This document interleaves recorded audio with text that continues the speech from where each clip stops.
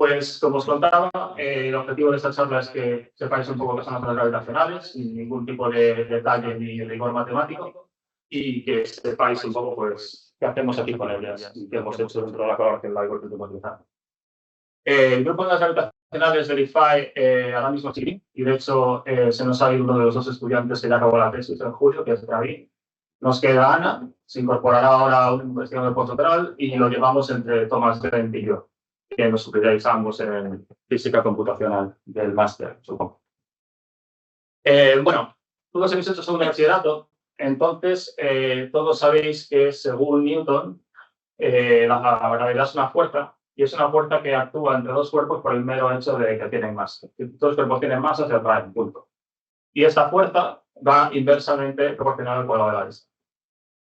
Esto parece, pues bueno, muy bien, qué tal, pero esto le permitió a Newton unificar de golpe lo que es la física que hay en la Tierra, de por qué se cae una manzana al suelo, estableciendo que esto sucede por la misma razón por la que un planeta pues, orbita a una estrella.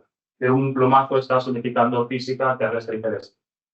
Ahora bien, esta fórmula o esta conceptualización de la gravedad tenía unos serios problemas casi de corte filosófico. La primera es que no veis el tiempo por ahí por ningún sitio. Entonces esto quiere decir que si de repente yo quito el Sol de donde está, lo hago desaparecer, la Tierra automáticamente saldría de su órbita. Entonces esto quiere decir que hay una información ahí que se está transmitiendo de modo instantáneo. Y además esta ecuación no te dice por ningún lado cómo se está transmitiendo esa información, o sea, por qué la Tierra se entera de que el Sol está.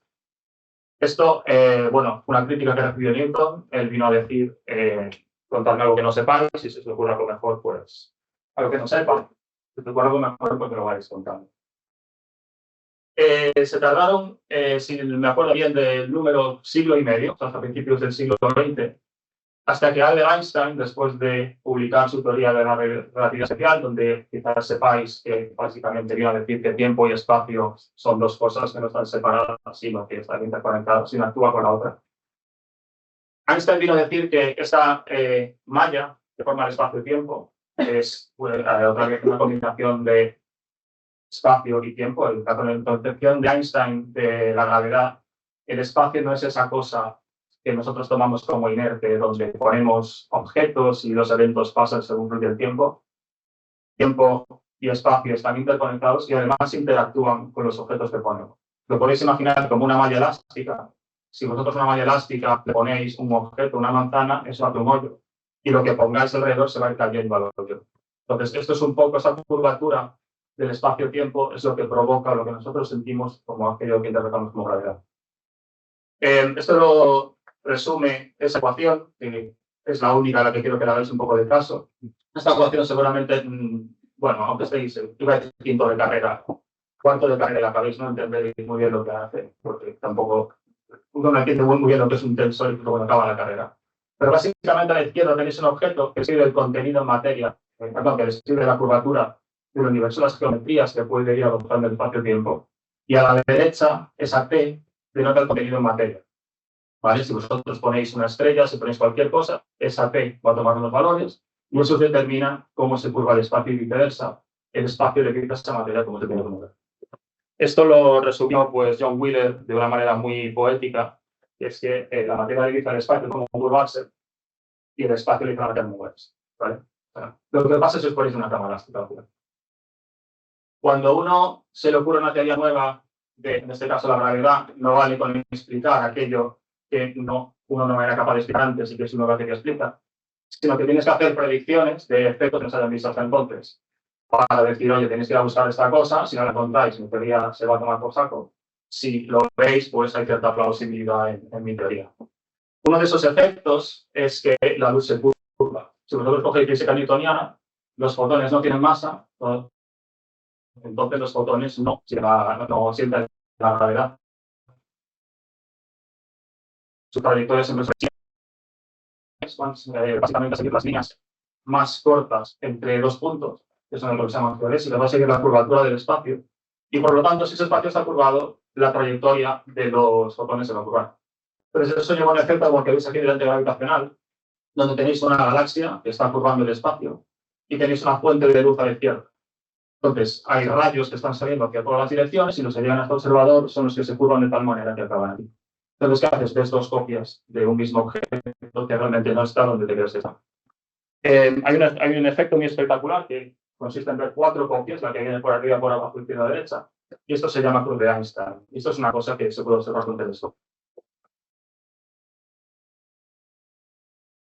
Otra de las maneras o predicciones más espectaculares de la teoría de Einstein, que es cuando tú resuelves las ecuaciones de Einstein, estás buscando las maneras en las que el espacio-tiempo se puede ocupar. Una de las más famosas es el agujero negro. O sea, el agujero negro no es más que decirle a las ecuaciones de Einstein, oye, ¿qué pasa si yo tengo un cuerpo, en este caso, que es simétricamente esférico? ¿Qué va a pasar? Entonces, te das cuenta de que esas ecuaciones al final te describen, te pueden llegar a describir un agujero negro.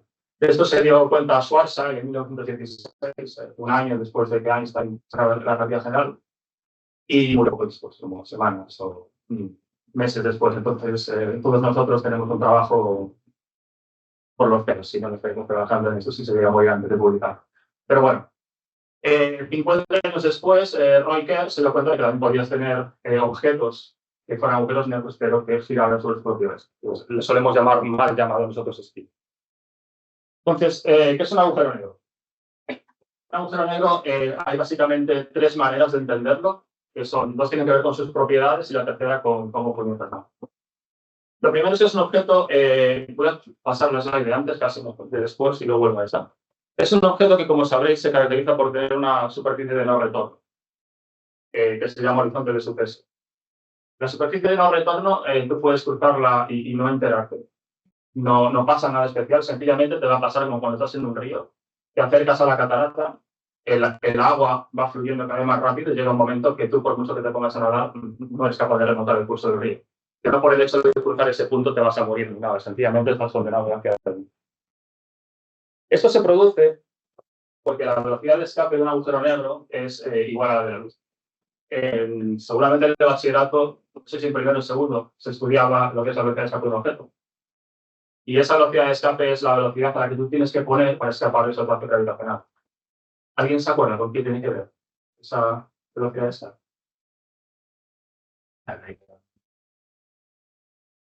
Con el cociente entre masa y... Sí, hoy densidad no es exactamente densidad, pero bueno, va relacionado. Entonces, ¿qué pasa? Puedes llegar a compactar un objeto tanto, que su velocidad de escape es la de la luz. Como todos sabéis, nada puede viajar más rápido que la luz, de ahí no escapa nada. Por lo tanto, si uno ves explotando por ahí, lo verás como un agujero negro. La tercera tiene que ver con cómo hacen los agujeros negros. Pongo dinosaurios porque los agujeros negros al final, en su inmensa mayoría, son esqueletos de estrellas, son cadáveres de estrellas. Una estrella no es más que una pelota que está continuamente sufriendo explosiones, quemando, transformando hidrógeno en helio y helio en lo que le toque. Y estas reacciones ejercen una presión hacia afuera. Esa presión hacia afuera compensa la propia gravedad de la estrella que la quiere colapsar. Llega un momento que el combustible se agota, no hay nada que sostenga la gravedad y a nada que la estrella tenga unas 3 veces más que la masa del Sol, esa estrella va a acabar colapsando en un agujero negro, mediante un proceso que sucede por el medio que se llama supernova, que lo que hace es eyectar las capas más externas de la estrella. Ahora os diré en un momento que esto no es siempre verdad. De hecho, os diré ahora. A los agujeros negros nos gusta clasificarlos por su masa. Una cosa importante, los agujeros negros de distinta masa, o sea, si giran igual sobre sí mismos, la masa no determina nada. Los que hayáis dado relatividad general, sabréis que vosotros a un problema o a un objeto le cambiáis la masa y no cambia absolutamente nada. Lo único que cambia es el tiempo que le lleva a hacer las cosas, pero la física va a ser la misma. Aún así, nos gusta clasificarlos por la masa porque pueden determinar un poco de dónde vienen. Por un lado, tenemos agujeros negros desde 3 hasta unas 65 veces la masa del Sol, dependiendo de quién diga ese número. Y estos son agujeros que sí que se pueden formar por colapso estelar, por la muerte de una estrella. Entre unas 65 y voy a decir 100 y algo veces la masa del Sol, existe un rango de masas donde este proceso no es posible, porque la estrella que daría lugar al agujero negro correspondiente estalla con tanta fuerza en la supernova que no deja nada atrás para formar un agujero negro, revienta todo. Por eso le llamamos el par de en castellano es súper difícil esto, el Theory Instability Supernova. Luego, en la parte de arriba de la escala tenemos agujeros negros de 100.000 hacia adelante, masas del Sol, masas solares. Y estos son agujeros negros cuyo origen ahora mismo realmente no conocemos. Suponemos que se forman por sucesivas fusiones de agujeros negros, pero esto no es un proceso sencillo. Y básicamente se alojan en los centros de prácticamente todas las galaxias, que es el caso, por ejemplo, de las dos famosas fotos que habéis visto en algún momento de agujeros negros. Lo que hay por el medio, que es un gap enorme entre las 100 y las 100.000 veces la masa del Sol, se le llaman agujeros negros de masa intermedia. Se supone que tienen que existir para que tú puedas llegar desde los pequeños hasta los grandes, pero realmente no se ha visto ninguno. Bueno, hemos visto dos con LIGO, pero hasta ese momento no se ha visto ninguno de estos. Por eso pongo el billete de 500 euros. Vale, si os habéis creído que el espacio-tiempo, la gravedad se puede explicar como la curvatura del espacio-tiempo, eso tiene que ver pues, con un análogo de una cama elástica, donde yo pongo un objeto y aparece una curvatura. Imaginaos ahora por un segundo qué pasa si ese objeto empezáis a darle vueltas y empezáis a moverlo. ¿Qué va a pasar en cualquier cama elástica o cualquier mantel que hagáis? La deformación que coge el mantel se empieza a propagar y veréis una especie de onda. Lo mismo pasa con el espacio-tiempo. Si vosotros cogéis una masa, un puño mismo, y la empezáis a mover, estaréis produciendo ondas gravitacionales. Estaréis distorsionando el espacio y esas distorsiones llegarán hasta el infinito y más allá. Luego os diré cómo de potentes son estas distorsiones. Los agujeros negros pueden formar parejas, como la Tierra y el Sol. Y cuando forman parejas, pues, vaya que visto que está tirando el vídeo ahora. Y en este proceso de órbita emiten ondas gravitacionales.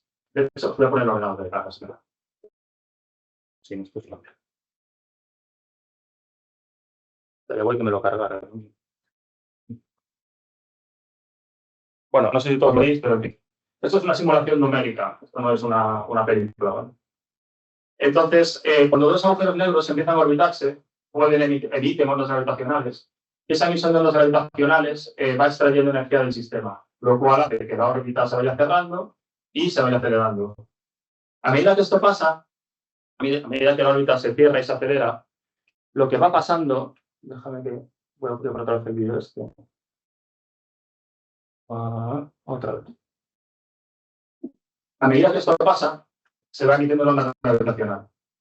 La onda gravitacional va reflejando lo que va pasando aquí en el sistema.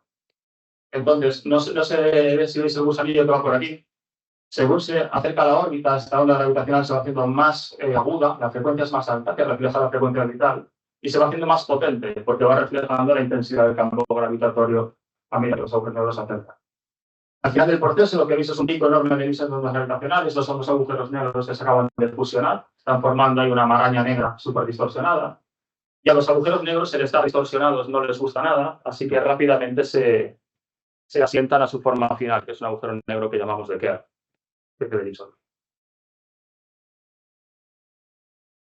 Bueno, eso es por un lado.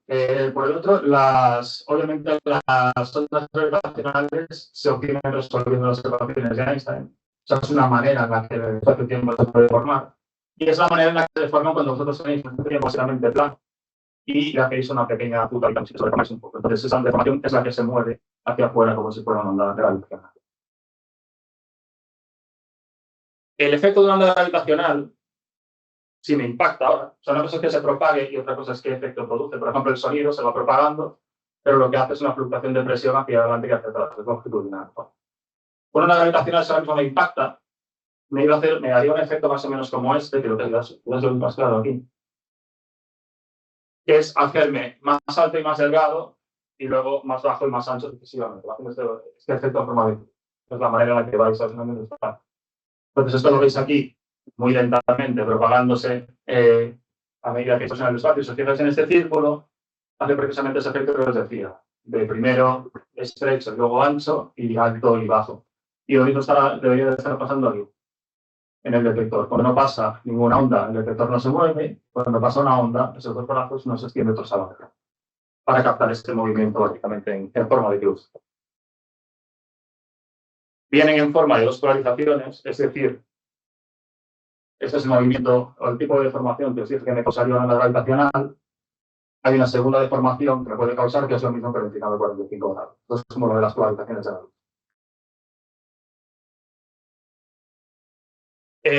¿Qué sucede en una fusión de agujeros negros? Al principio tenéis a los dos agujeros negros por separado, ¿vale? Y entonces van haciendo estas órbitas hacia adentro lentamente. A medida que la gravedad va ganando y se van atrayendo los agujeros negros, se van acercando los agujeros negros y se va haciendo más grande la señal, tiene más potencia y la frecuencia se va haciendo más alta. Hasta que al final esta última fase que llamamos la fusión y el breakdown. ¿Por qué se hace esta división? Básicamente porque si tú quieres calcular esta onda, usando las ecuaciones de Einstein, puedes hacerlo hablando así mal y rápido, un poco a papel y boli, mediante técnicas que en principio no implican ordenadores. Sí que lo implican, pero bueno, se le llama analítico. Cuando tú estás aquí, los agujeros negros ya van a la velocidad de la luz, se acerca a la velocidad de la luz, como a un 70%. Y el campo gravitacional ya es extremadamente fuerte. Entonces, ya hay aproximaciones que tú puedas hacer para, digamos, simplificar las ecuaciones de Einstein. Te toca resolverlas de modo exacto. Y eso no sabemos hacer. Entonces, te toca poner esas ecuaciones en un ordenador, en el marco de lo que se llama relatividad numérica, y hacer que el ordenador resuelva. O sea, obtener una solución numérica de qué está pasando aquí. Esto puede llevar, dependiendo de cuántos agujeros negros, pues entre unas horas, si haces un choque de cabeza, o un par de semanas, si se te ocurre alguna manera más imaginativa de hacer chocar los agujeros negros, como por ejemplo, pues, yo qué sé, hacerlos en una órbita precesante y circular alrededor. Eso es muy caro computacional. La última parte, que no os conté ahora mismo, es lo que llamamos el ring down. Y en esta parte, el agujero negro que se relaja en su forma final, hace básicamente como una campana. Vosotros una campana la tocáis y básicamente lo que está ejecutando es la mecánica de un oscilador amortiguado. Oís una nota constante y es una nota que se va apagando poco a poco, bueno, muy rápido, eso exponencialmente. Con un tiempo, con una frecuencia, o sea, con una nota y con un tiempo de decaimiento que depende del material que tengáis. En el caso del agujero negro es muy parecido. No solo se pueden obtener ondas gravitacionales de pares de agujeros negros, sino que las ondas gravitacionales son como la luz, cubren todo el espectro, en este caso gravitacional posible. Tenéis fuentes donde la onda gravitacional tiene una energía muy alta, perdón, una frecuencia muy alta, que sucede, por ejemplo, en la colisión de dos estrellas de neutrones.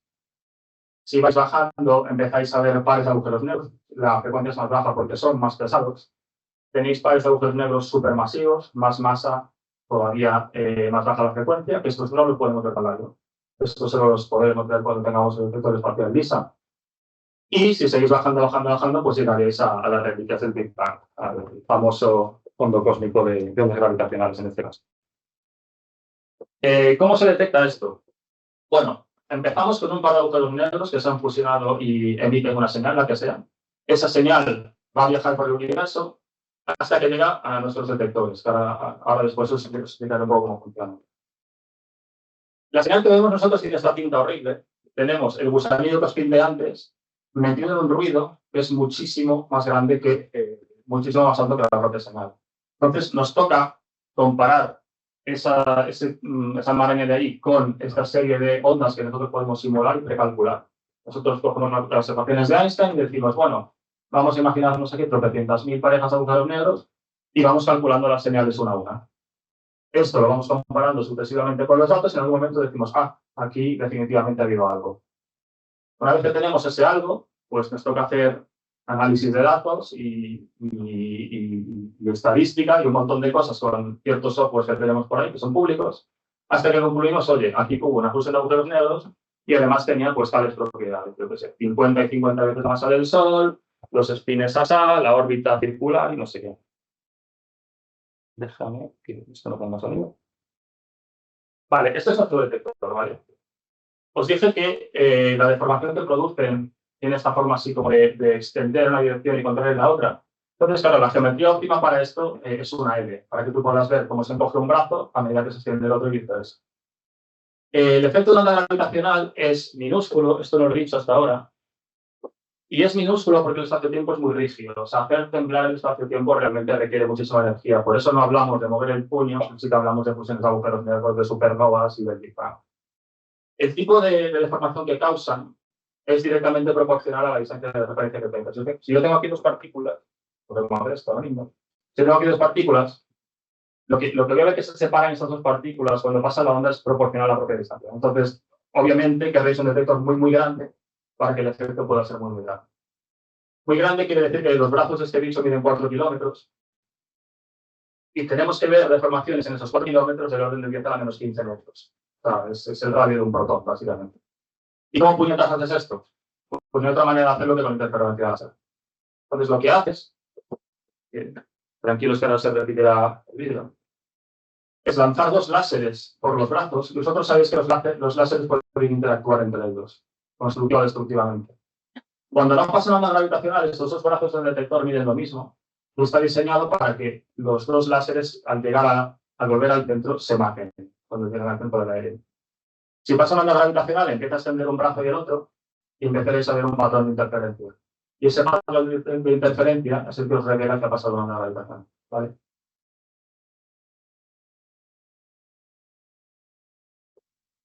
Existen ahora mismo 4 detectores activos. 2 en Estados Unidos, que son los detectores Advanced LIGO, que son una versión, digamos, mejorada de unos detectores que ya existieron entre 2006 y 2010, si recuerdo bien. El detector Advanced Virgo VISA, que es lo mismo, es un detector un poco más pequeño, este no mide 4 kilómetros, mide 3. También es una versión nueva de uno que estuvo funcionando inicialmente. Y desde hace un año está activo el detector Kagra, que está metido en una montaña en Japón. Y bueno, ahora mismo tampoco se puede detectar mucha cosa, está en proceso de funcionamiento. Por sensibilidad, los 2 Advanced LIGO son mucho más sensitivos que Virgo, pero luego os explicaré que eso no implica que el detector Virgo pues no sea inútil. Los detectores LIGO fueron construidos y están mantenidos por el MIT Caltech, pero en torno a ellos existe una colaboración que se llama la colaboración LIGO, la colaboración científica LIGO, que somos la gente que pues analiza esos datos. Nos dedicamos a pues, ver qué detección hay, ver qué se está detectando y hacer ciencia con esas detecciones. Ahora os explicaré un poco cuál es. El grupo de la USC está desde 2018, pero bueno, tanto Tom Dent como yo llevamos más de 10 años en la colaboración en otras universidades. Bueno, como os dije, una primera serie de detectores que dejó de funcionar en 2010 y en 2014 los detectores Advanced LIGO se reactivaron. Empezaron un periodo que se llama de ingeniería, que básicamente está haciendo si el detector funciona, si es capaz de tener el láser bien controlado, y entonces no estamos en periodo oficial de observación. Sin embargo, llegó un día de ese periodo, digamos, de ingeniería y pasó eso. Que de hecho, estaría guapo ponerle como un chip. Pues esto es si nos va a ahí es. Sí, creo que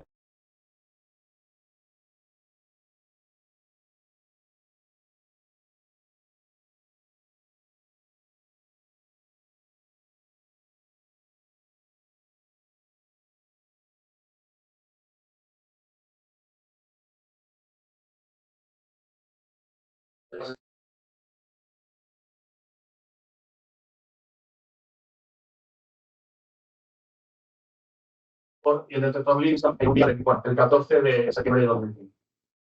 Estos 2 detectores están separados por 3.000 kilómetros, uno en el estado de Washington y otro en Luisiana. Con lo cual, uno más o menos se asegura de que si ves lo mismo en los 2, eso no es un camión que ha pasado por ahí o una vaca que ha pegado una coz maldada, sino que es algo que viene de fuera. De hecho, uno puede también, un criterio que establecemos es que esas 2 señales no se pueden ver con un desfase temporal que sea mayor a la distancia que tarda la luz en recorrer la distancia, porque si no sabes que no puedes hacer gravitacional. Ese tiempo son 10 milisegundos, que es lo que se lleva en línea recta de Hank por la línea. Estas 2 señales son prácticamente iguales, solo que una tiene un -1 por cómo se ha orientado el detector. Y lo que veis aquí arriba lo podéis interpretar como un pentagrama. Lo que veis aquí es tiempo, eso es frecuencia, y la intensidad del color es la intensidad de la señal. Entonces se llama un espectrograma. Y entonces tiene pues la típica forma de chirp, que llamamos, o de banana, que veis que se va volviendo más aguda a medida que pasa el tiempo y más intensa. ¿Vale? Una vez tienes esto, bueno, pues Einstein te dice, ya te lo dije, y te toca, esto no lo hay en el caso, a las ecuaciones, te toca analizar esta señal. Entonces, empiezas un proceso mucho más detallado, haciendo estadística, que puede ser bonita, seguro, de coger estas 2 señales, que ahora ya le hemos dado la vuelta, las hemos solapado, veis que son la misma prácticamente, comparas con todos esos patrones de onda que tú te has calculado y determinas, pues bueno, cuál es la probabilidad de que las masas fueran unas determinadas, los spins fueran unos determinados, etc. Entonces, con este evento en particular, con 15914 y 15914, uno se da cuenta de que estos son los agujeros negros de unas 30 y 40 veces la masa del Sol, 29 y 37 veces la masa del Sol más o menos, que se han estampado a una velocidad del 70% de la velocidad de la luz. Entonces, esto emite una cantidad de energía celestial, se emiten 3 masas solares en el tramo de aproximadamente 2 décimas de segundo. Estás quemando 3 soles en 2 décimas de segundo. Eso básicamente implica que la luminosidad de esto, si esto fuera luz, en ese instante concreto sería más luminoso que todo el universo visible junto. En ese momento, luego ya se apaga el calor. Lo que veis que está aquí en rojo y en azul, respectivamente, es la simulación numérica, el resultado de meter esas 29 masas solares en las ecuaciones de Einstein y sacarte una simulación numérica. Y veis que reproduce la señal, bueno, desgraciadamente no están solapadas, pero reproduce la señal perfectamente. Entonces uno se da cuenta de que acaba de medir 2 agujeros negros, ahora os discutiré un momento las masas, en colisión. Las masas, 30 y 36, en principio no dirán nada, pero hasta ese momento se desconocía que ese tipo de agujeros negros existiesen.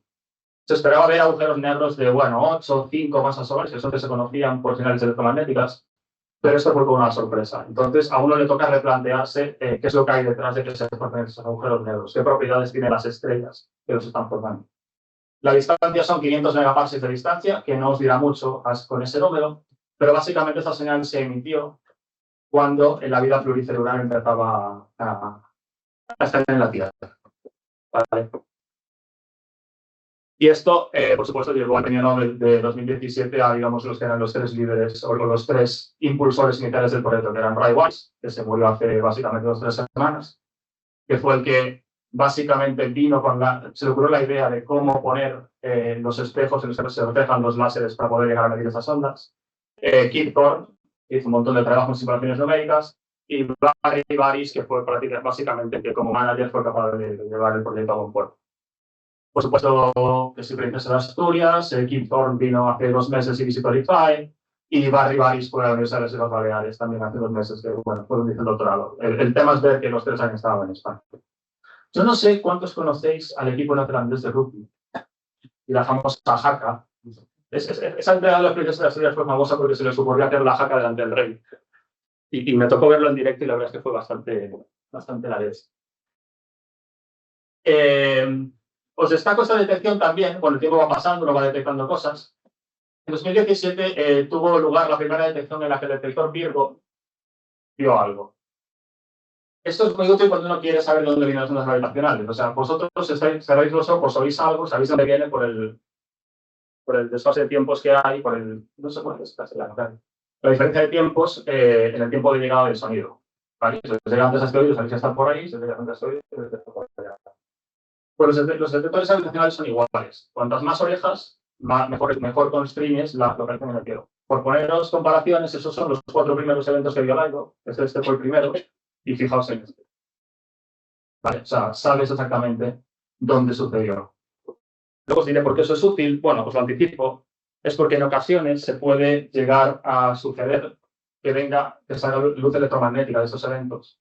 Pero claro, los telescopios son direccionales, tienes que apuntarlos. Entonces, construir bien la dirección en el cielo te permite decirle a los colegas que usan telescopios, bueno, tú no lo usas tanto, y decirles, oye, apunta para allá, ¿vale? En vez de decirles, oye, apuntar por ahí. No es lo mismo. Bueno, al final de los 3 primeros runs, o sea, de los 3 primeros periodos de observación, más o menos al final de 2020, acumulamos unas 100, bueno, 90 observaciones de fusión de agujeros negros, las tenéis aquí. Están básicamente descritas por las 2 masas que se funden y por la masa final. Veis que van más o menos desde las 2 masas solares hasta las 150 masas solares, para hablar de ese bicho. Y aquí tenéis un poco para que veáis cómo a medida que se mejora el detector, se van produciendo más y más detecciones por unidad de tiempo. Porque lo veáis, 18 semanas del primer periodo de observación, 3 detecciones, ahora vamos a la por día. Está muy guay, pero a efectos de analizar datos es un auténtico quebradero de cabeza. Y entonces, es una pena ver esto por el medio, pero bueno, que veáis cómo se ha pasado de esto a esto. Veis que está bastante más poblado, que ahora el límite en vez de estar a 150 hasta 200 y pico masas solares, etc. Cuando uno tiene muchas elecciones, puede empezar a hacer cosas como no sencillamente fijarte en cómo es cada bicho de ellos, sino que considerarlos todos como una población y empezar a averiguar qué hay detrás de esa población. Por poneros un ejemplo, imaginaos que yo esto es detectar personas en vez de agujeros negros, y soy capaz de estimar la edad de estas personas, más o menos, y yo qué sé, cuánto ganan al año. Y cuando detecto un montón de ellas, digo, bueno, ahora voy a explicar todas estas personas por un índice de natalidad asociado a una edad dada y por cómo de empleables son y cómo van siendo los sueldos como función de la edad. O sea, en vez de fijarme en las masas, ya me puedo fijar en estas cosas. En nuestro caso, pues sería cosas como entender cuáles son las propiedades de las estrellas que me provocan que haya ese pico de un montón de agujeros negros de masas solares. Eso tiene que ver con la metalicidad de las estrellas. Entender por qué aquí deja de haber agujeros negros, que en teoría es porque no se pueden formar a partir de unas 45 o 60 masas solares por el tema que os conté de las supernovas, de cómo funcionan. Y bueno, hay gente que, dependiendo cómo haga el análisis, pues sale un piquito por aquí que querían explicar dependiendo. Otra pregunta, si empieza a ver agujeros negros por aquí, veis que no es cero, veis que hay no cero agujeros negros que son muy pesados, pues te puede ayudar esto a pensar que sí que existen estos procesos de sucesiva fusión de agujeros negros. Y lo mismo, por ejemplo, con los spins. Esto es el cómo de rápido giran los agujeros negros sobre sí mismos, va de 0 a 1. Y spins bajos, en principio, cuando tú miras teoría de evolución estelar, está asociado a agujeros negros que se formaron mediante la base de estrella. Y precisamente veis que la cosa no se multiplica por ahí. Esta colita que hay por aquí, pues otra vez. En principio se asocia a estos procesos de formación sucesiva, bueno, fusión sucesiva de agujeros negros. Cuando tú observas cosas que parecen agujeros negros, uno puede empezar a preguntarse, oye, ¿estos agujeros negros funcionan como Einstein dice que tienen que funcionar? Y una cosa una propiedad que es una de las que realmente se quiere entender, es si los agujeros negros tienen pelo o no. ¿Qué quiere decir que tengan pelo? Un agujero negro en principio parece una cosa súper complicada, se ha formado un colapso estelar, siempre se traga y no sé qué.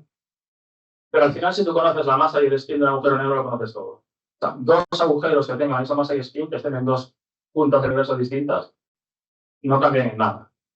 Y a lo mejor no entendéis muy bien qué quiere decir esto. Si vosotros os metéis a una bañera, os interesan variables como el volumen y la temperatura, muy bien. Pero dos bañeras con el mismo volumen y temperatura, una puede ser circular, la otra cuadrada, los átomos de uno están, las moléculas de uno están haciendo lo que quieran. En términos de física estadística, lo que es en tercero o cuarto, esto tiene microestados, eso no lo tiene, ¿vale? Eso es lo que quiere decir. No hay estructura interna en el agujero negro. ¿Y eso cómo lo podemos comprobar? Bueno, os conté esto de que cuando tú molestas un agujero negro, cuando lo perturbas, se relaja como una campana.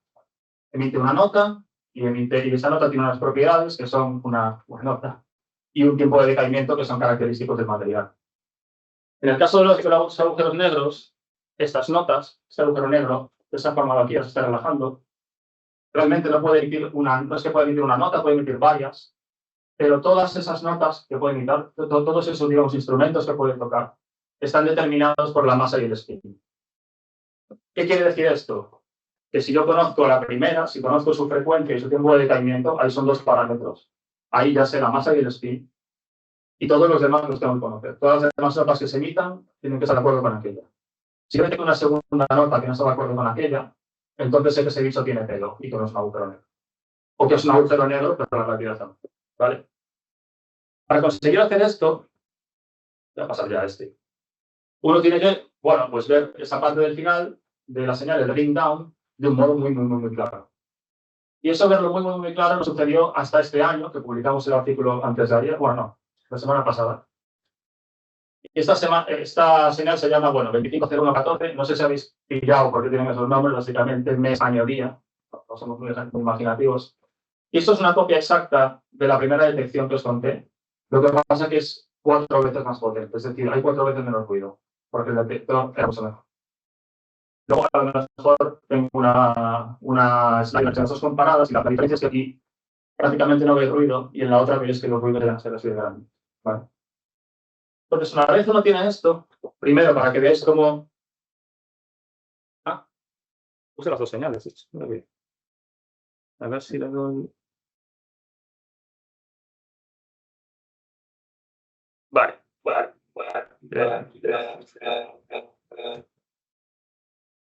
Repetimos. Está. ¿Qué harás? Que si no se acopla.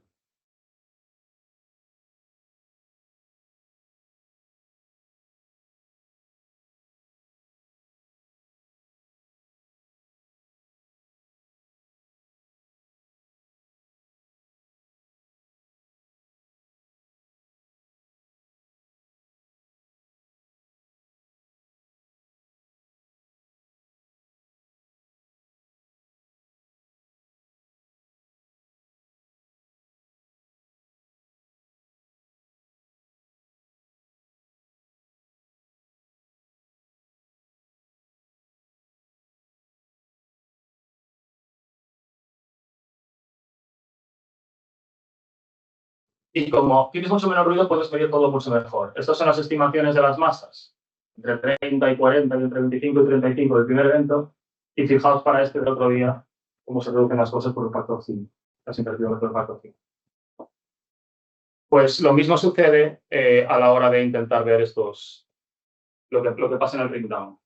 Es una simulación que es básicamente coger el modelo que mejor reproduce la señal y hacer una simulación numérica para verlo todo en detalle. Entonces tenéis los dos agujeros negros pues habitando tiriones, básicamente. Cuando los dos agujeros negros se junten, vais a ver el pico de ondas gravitacionales. Y ahora aquí se va a parar la película, porque hemos hecho una cosa muy chula, que es descomponer esta señal en sus instrumentos. Ahí tenéis lo que se llama el primer tono, la primera nota que puede meter ese agujero negro, que lo hemos pintado en verde. O sea, lo que veis azul en este color es la superposición de muchas. La segunda nota la podéis ver ahí, es mucho más grande, pero vais a ver que se apaga más rápido. Y la tercera nota es mucho más débil, para los que estéis en el doctorado haciendo gravedad, es el tercer modo cuasi normal. Es que es mucho más pequeño, pero se consigue resolver. Y ahora lo que vais a ver es que esta nota grande, pues si miráis de derecha a izquierda, veis que se apaga mucho más rápido y la otra dura más.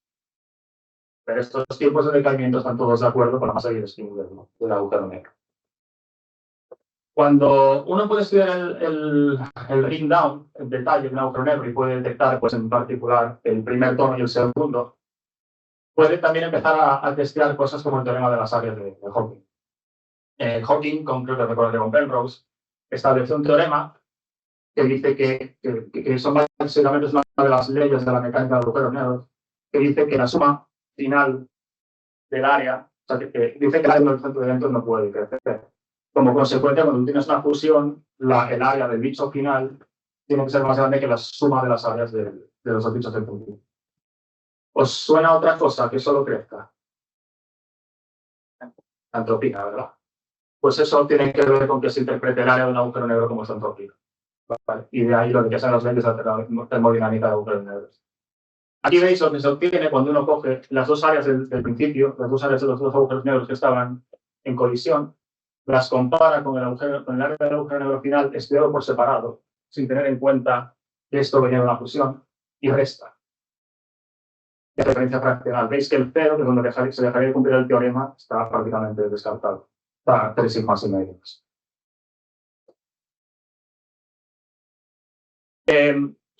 Esta onda gravitacional os parecerá un poco distinta a las que os enseñaste ahora. No sé si alguien le ve la diferencia obvia. Hasta ahora habéis visto gusanitos que acaban con esa cabeza y aquí solo veis la cabeza. Solo veis la fusión de los agujeros.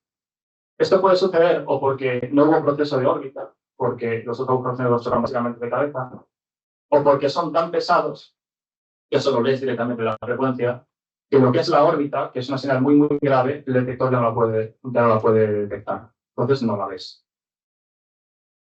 Cuando uno estudia esa señal, se da cuenta y supone que esto es el final de una colisión de dos agujeros negros que están en órbita, uno ve propiedades muy interesantes. Este análisis yo se lo tengo que hacerlo a Tony y a mí dentro de la colaboración. Primero, la masa del objeto final son más de 100 masas solares. Entonces ya estás hablando de la primera vez que se observa un bicho de entre 100 y 100.000 masas solares. ¿Vale? La segunda es que el mayor de los dos agujeros negros tiene una masa de unas 85 veces la masa del Sol, con incertidumbres grandes, y básicamente está en ese gap de masas donde los agujeros negros no se pueden formar por el colapso de una estrella. Entonces esto parece estar sugiriendo, bueno, tú tienes que explicar este agujero negro de alguna manera, y esto puede explicarse de la siguiente manera. Aquí lo que sucedió fue que se pusieron los agujeros negros para dar origen a este bicho, que se quedó en lo que fuera su entorno, o sea, su galaxia, su cúmulo globular, su lo que sea, se encontró con otro agujero negro y produjo un tercero. Eso sería un canal de esos de formación jerárquica que os decía antes, ¿vale? Esto parece muy obvio, parece muy fácil, pero el problemilla es que cuando dos agujeros negros se funden, se emiten ondas gravitacionales, las ondas gravitacionales llevan momento lineal, y si vosotros emitís momento lineal de modo asimétrico, más por uno que por otro, ¿alguien sabe lo que pasa? Solo tenéis que leer, pero bueno. Cuando disparáis una escopeta, se os va la escopeta para atrás, ¿no? Existe un retroceso. Pues lo mismo sucede con los agujeros negros. El agujero negro retrocede por la emisión asimétrica de ondas gravitacionales, pero es que ese retroceso puede llegar a 1000 kilómetros por segundo. Y la velocidad de escape, por ejemplo, de un cúmulo globular son 50. Entonces necesitas sistemas que sean como muy especialitos para que el hijo se quede en la galaxia y pueda llegar a formar aquella cosa. Pueda llegar a fusionarse otra vez. Realmente, cuando uno interpreta las masas y los spines de la binaria que sucedió aquí, lo que está asumiendo es como una binaria. Realmente, eso lo ves de buscarme por el final. Cuando analizas este evento, estás leyendo la masa final y el spin final, y luego le estás preguntando las ecuaciones de Einstein, oye, qué padres me pueden dar esto, pero ya está. O sea, no hay más información que pueda sacar de ahí. Y por lo tanto, no está muy claro qué es esta señal, de dónde vino. Hay distintas interpretaciones que las quise poner porque siempre tengo la slide esta de Game of Thrones. Entonces la puedes interpretar como una fusión circular en la que los dos agujeros negros precesaban, una fusión excéntrica, que es lo que os dije, ahí no hubo órbita ni hubo nada, sino que se estamparon prácticamente en línea recta. Y algunos colegas y yo nos pusimos un poco ya exóticos y dijimos, bueno, pues vamos a simular algo que no sean agujeros negros, que son muy parecidos, y resulta que quedaba bastante bien. Y la cosa moló. Y bueno, pues esto le interesó a Quantum Fracture, a Marca y a DDT. Esto se llaman objetos compactos exóticos, ¿vale?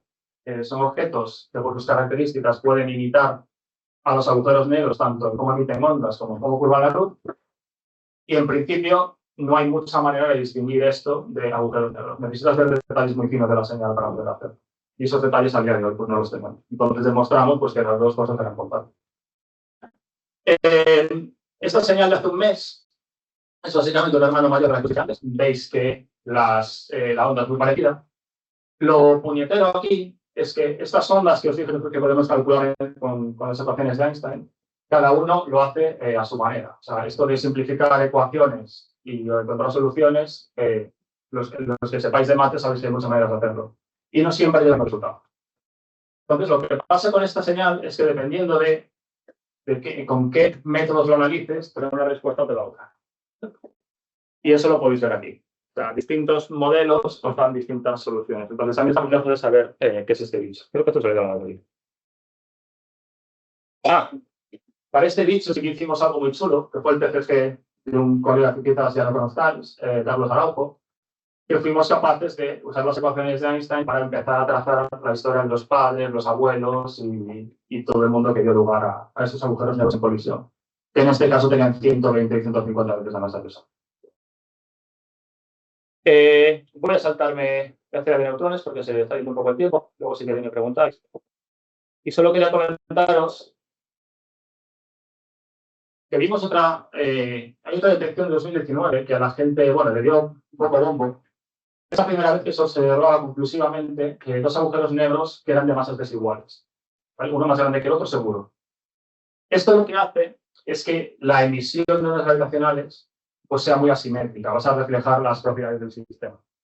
Y esto es lo mismo que decir que sí que vas a ser capaz de observar muchos de esos distintos modos de emisión que os comenté antes. Os mencioné solo del ring down, que aquí se pueden tocar varias notas, pero realmente las puedes ver durante todo el proceso. Y si tú eres capaz de captar estos modos, podéis imaginar la binaria como una orquesta que está tocando a través de estos 3 o 4 instrumentos que hay aquí, bueno, están ahí arriba. Lo que pasa es que con esta orquesta es muy particular, dependiendo de donde tú estés alrededor de ella, vas a ver una combinación u otra de sonidos. No te va a sonar la orquesta igual, independientemente de donde estés. Y con eso puedes saber exactamente dónde estás alrededor de la guitarra. Ahora, dados las masas y los espines, también puedes saber a dónde salió disparado el bicho del final. Con todo esto, ¿qué es lo que hacemos? Podemos llegar a imaginar, o sea, primero leemos cuál es la señal que vimos en la Tierra, que es la que está en azul, lo que recuerda, y la señal que se habría visto, por ejemplo, pues al otro lado del universo. Una Tierra que estuviese al otro lado y a la misma distancia. Claramente son distintas, entonces sí, podemos saber dónde estamos alrededor de esto. Y con esto puedes llegar a saber en qué dirección salió disparado el agujero negro final. Es un trabajo que publicamos la semana pasada los estudiantes yo en Nature Astronomy. Entonces, bueno, con esto solo quiero, bueno, puedes llegar incluso a reproducir esto, que en el centro está la fusión de agujeros negros. Esta raya se está diciendo dónde estamos nosotros. Y la otra mancha de colores os está diciendo más o menos para dónde sale disparado ese bicho. Entonces veis ese ángulo de más o menos 30-40 grados. Esto básicamente os demuestra que las ondas gravitacionales llevan momento lineal y bueno, esto tiene aplicación. Entonces, con esto nada, que sepáis que empezamos con ese tipo de señales ruidosas. Ya estamos aquí, donde el ruido básicamente no te domina. Hemos pasado de detectar un evento cada 6 semanas a uno al día, porque los detectores han mejorado. Hemos pasado de tener unas pocas detecciones ahí ya por las 300, que aparecen ahí. Y entonces hemos pasado ya de preguntarnos, pues, cuáles son las propiedades de cada fusión independiente a intentar saber qué hay detrás de esto. Voy a dejarlo aquí, que podéis preguntar durante un buen rato. Y nada, gracias por atender.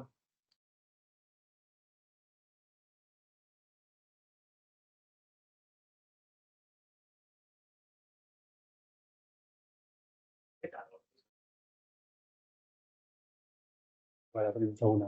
A lo que se queda, sí. Vale, vale, vale.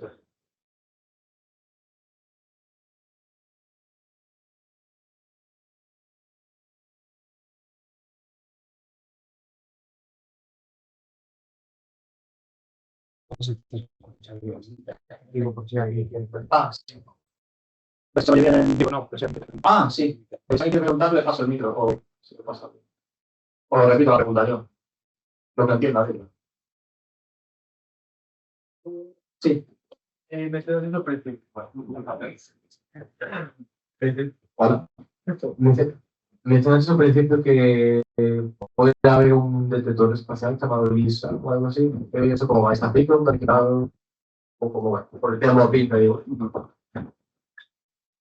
No. El detector LISA tiene la ventaja primero de que es enorme, es millones de veces más grande que el LIGO, entonces puedes tener vibraciones mucho más pequeñas que es capaz de detectar, eso por un lado. Por el otro, no está limitado a solo oír sonidos muy agudos, porque el ruido sísmico de la Tierra ya no está ahí. Ahora, ¿cómo está la cosa? Está aprobada ya el lanzamiento de la misión LISA, o sea, está aprobado como misión, no está aprobado su lanzamiento para la mitad de la década del 30. Lo que sí hubo en 2015 fue otra misión espacial donde básicamente se mandó, voy a llamarlo un LISA en miniatura, ni siquiera es un LISA en miniatura, sino que es una nave que despliega la tecnología de LISA. Y se vio que no solo se ha alcanzado pues, la sensibilidad que se quería, sino mucho mejor. Entonces, la cosa va muy bien. En teoría, lo que vamos a poder, en teoría, LISA va a ser tan bueno que vas a pasar de tener el problema de detectar poco a detectar todo a vez y tener que empezar a discernir y que está formando la amalgama de ondas que salen.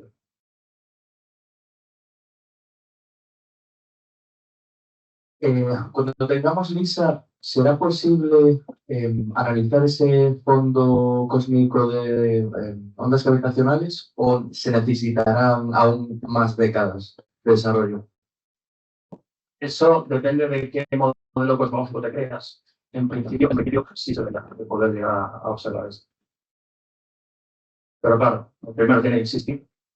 Y segundo, tiene que tener una amplitud extraordinariamente grande. Si no lo ves, vas a poder descartar un montón de modelos cosmológicos seguro.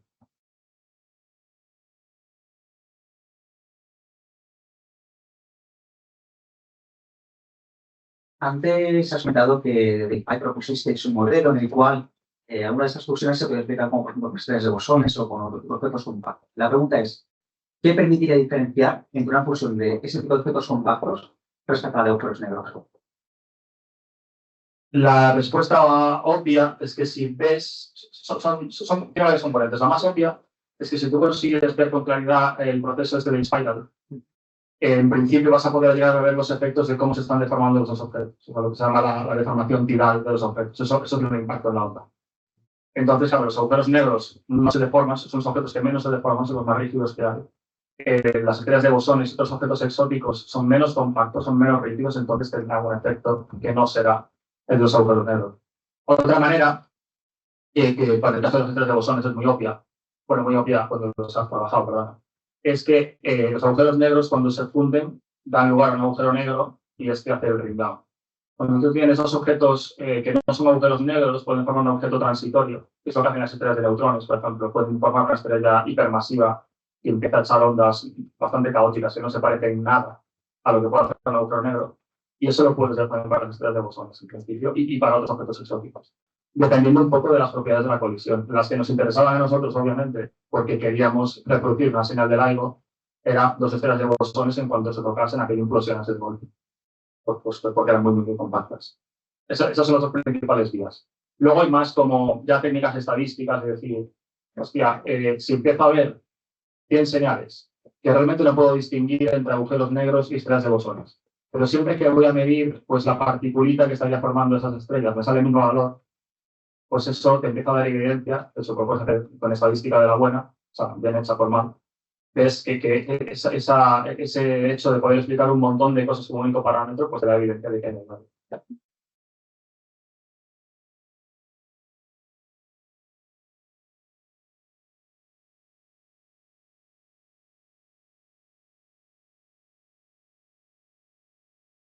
Algo más, algo de Barça, electrodinámica clásica.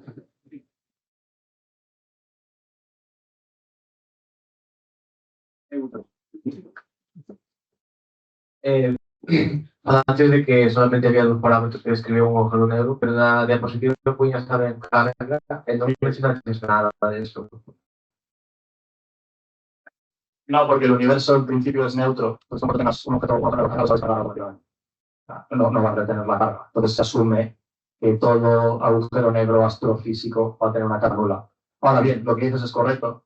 Y de hecho hay gente que ha dicho, bueno, pues ¿por qué no? Voy a calcularme los modos estos cuasi normales del ring down, le voy a añadir la carga, voy a ver qué pinta tienen y voy a comparar con datos. Entonces voy a poner un límite en la carga que tienen estos bichos. Y claro, ese límite es bastante bajo.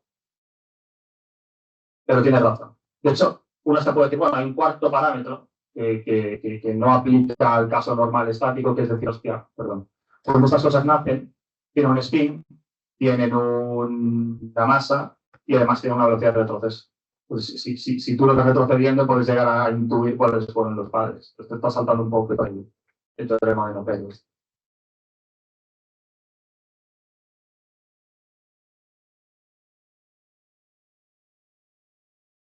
Una pregunta sobre lo que comentaban antes del fondo cósmico de ondas gravitacionales. La pregunta es, ¿ese fondo cósmico de ondas gravitacionales, entiendo que sería como una onda gravitacional primordial consecuencia del Big Bang? Y la segunda pregunta es, ¿eso sería una especie de fondo estocástico de ondas gravitacionales de alguna manera? ¿Y cómo se podría detectar eso con LISA? Todo lo que has dicho correcto, o sea, vas a tener un fondo estocástico de ondas gravitacionales, cuya amplitud, la amplitud que va teniendo cada componente de frecuencias va a depender un poco de las propiedades que tú asumas que tuvo ese Big Bang. En cómo detectarlo, pues te vas a encontrar un fondo en lista. O sea, te vas a encontrar seguramente, tienes el problema que además vas a tener otro fondo que es astrofísico, que es un montón de enanas blancas, de agujeros negros que están ahí haciendo sus señales, eso se te superpone. Pero en principio, ese dato va a estar ahí. No me preguntes la técnica estadística que se usaría, pero si está ahí se puede extraer. LISA tiene que hacer nada particular, al final lo que va a registrar son deformaciones espaciotemporales y luego tú ya verás si uno de los patrones que ves que está ahí metido en el detector pues se corresponde con alguno de los fondos que se proponen.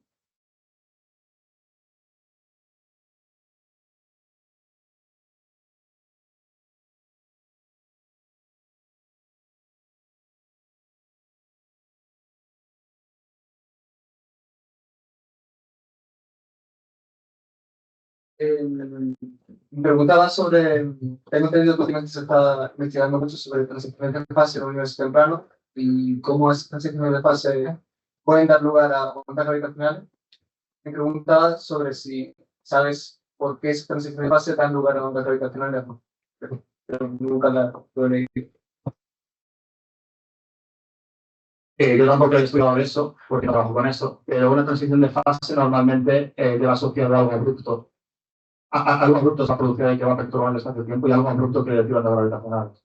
Eso es lo que te puedo decir. El cómo se calculan o el qué pinta tendrían, no tengo ni idea.